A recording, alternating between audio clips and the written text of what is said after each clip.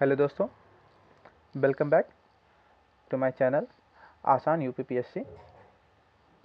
और हम लोग आर ओ की 2023 का जो एग्ज़ाम होने वाला है उसके संबंध में तैयारी कर रहे हैं, जिसमें हम लोग जो जीएस के इम्पॉर्टेंट टॉपिक्स हैं। ओके, तो जीएस के जो इम्पॉर्टेंट टॉपिक्स हैं उनकी हम लोग जो फैक्ट्स होते हैं उनको एक ही जगह पे देखने का प्रयास करेंगे, जिससे हमारे जो क्वेश्चंस हैं वो गलत ना हो सकें। तो हमने अभी तक आप लोगों को संसद पे राष्ट्रपति, राज्यसभा, लोकसभा और संसद की प्रक्रिया, ठीक है, इससे संबंधित जितने भी क्वेश्चंस और फैक्ट्स हैं उसको हमने एक ही वीडियो में कंपाइल करके आपको दिया हुआ है, ठीक है। और इस बार का जो अपना इम्पोर्टेंट टॉपिक है वो है केंद्र राज्य संबंध, जिस पे क्वेश्चन पूछे ही पूछे जाते हैं, चाहे वो आर्टिकल हो या किसी आयोग के बारे में पूछा जाए। तो हम लोग आज इस स्लाइड में इसकी तैयारी करेंगे। तो चलते हैं स्लाइड की ओर।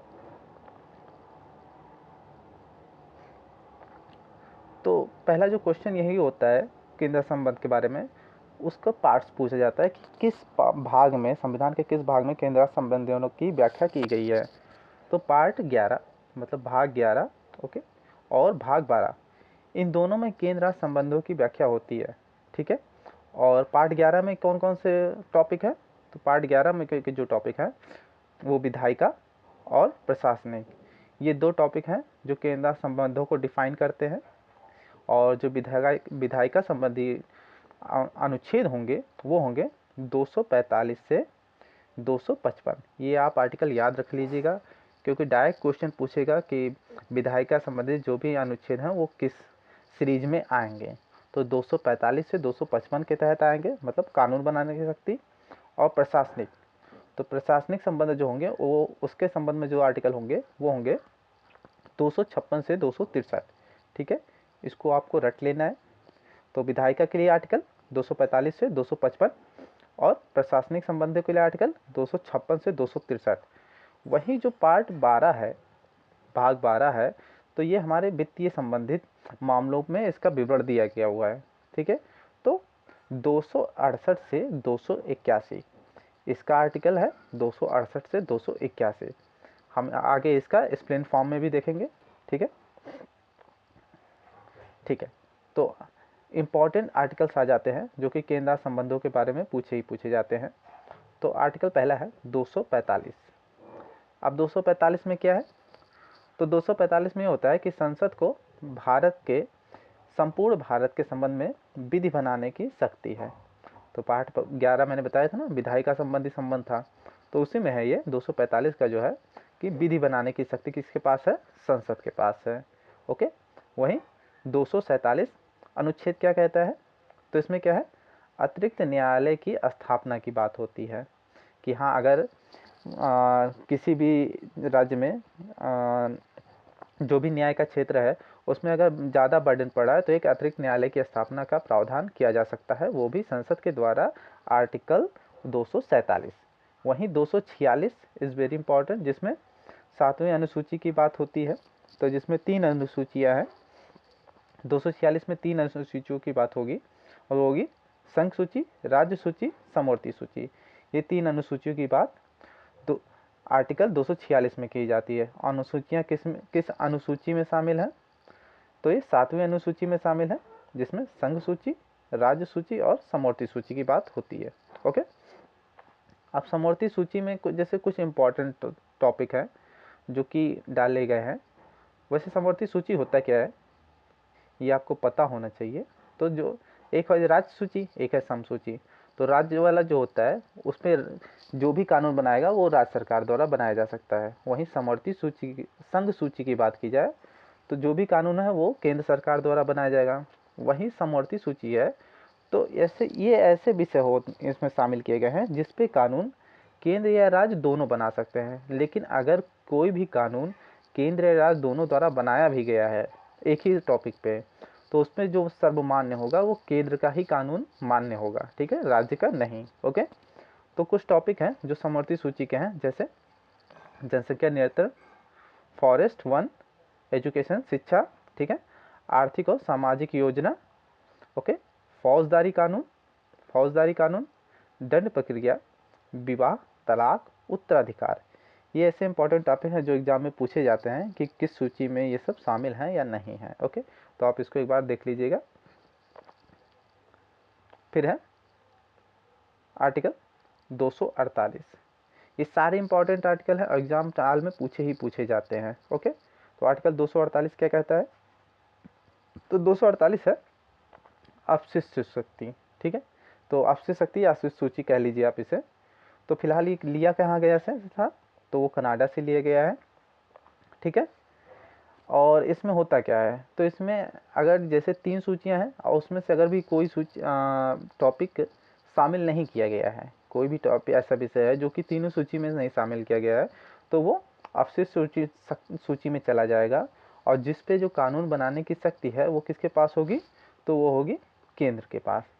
अब इस सूची में जो भी टॉपिक होंगे उस पे कानून बनाने की शक्ति केंद्र के पास होगी। वहीं अमेरिका की बात करें तो जो इस सूची पे कानून बनाने की शक्ति अमेरिका के राज्यों के पास होती है। ओके, वहीं अनुच्छेद 249, तो 249 में क्या कहा जाता है?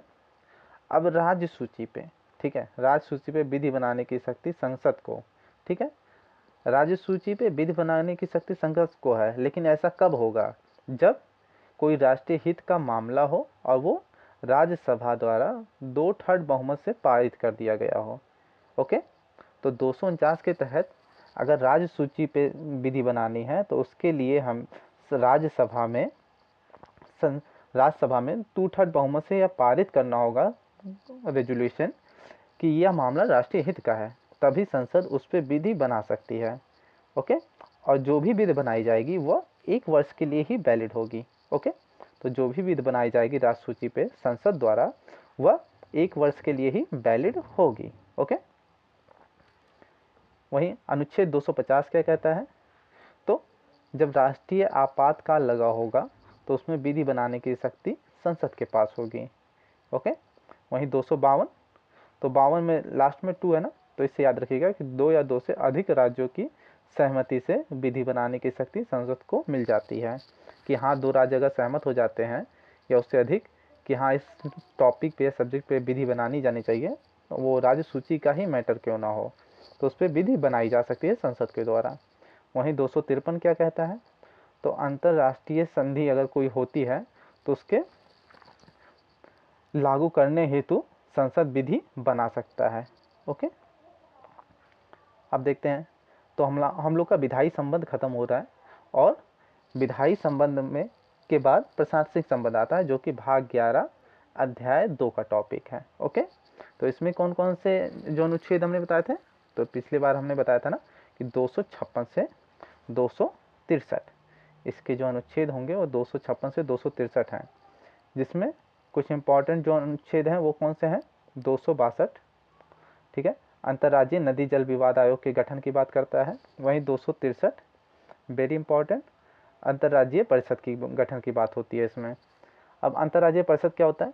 तो जो इसका जो हेड होता है वो पीएम होता है। ठीक है, तो इसका हेड पीएम होता है और इस आयोग परिषद के गठन की सिफारिश सरकारी आयोग ने की थी। ठीक है, तो सरकारी आयोग ने इसके गठन की सिफारिश की थी और कार्य क्या होता है इसका? राज्यों के मध्य विवादों को सुलझाना इसका कार्य होता है अंतर्राज्यीय परिषद का। और इसका गठन कब किया गया था? तो इसका गठन किया गया था 1990 में और गठन किसके द्वारा? राष्ट्रपति द्वारा। ओके, राष्ट्रपति द्वारा इसका गठन हुआ। अब आ जाते हैं पार्ट 12 भाग 12। ठीक है, तो ये भाग 12 में क्या है? केंद्र राज्य संबंधों के बारे में, जो वित्तीय संबंधी मामले होंगे उनके बारे में विवरण दिया गया है। तो 268 से 281, 268 से 281 इसमें संबंधित आर्टिकल हैं, जिसमें 266 आर्टिकल क्या कहता है? ये संघ की संचित निधि की बात करता है। 266 संघ की संचित निधि की बात करता है। वही 266 क्लास 1 ये लोक लेखा निधि की बात करता है, पब्लिक अकाउंट की। ओके, वहीं 267 अनुच्छेद 267 में क्या कहा जा रहा है? तो ये संघ की आकस्मिक निधि की बात करता है। आकस्मिक निधि किसके अंडर में होती है? तो आकस्मिक निधि जो अंडर में होती है वो राष्ट्रपति के द्वारा अंडर में होती है। ओके, इससे पैसा सिर्फ राष्ट्रपति के अनुमोदन से ही निकाला जा सकता है।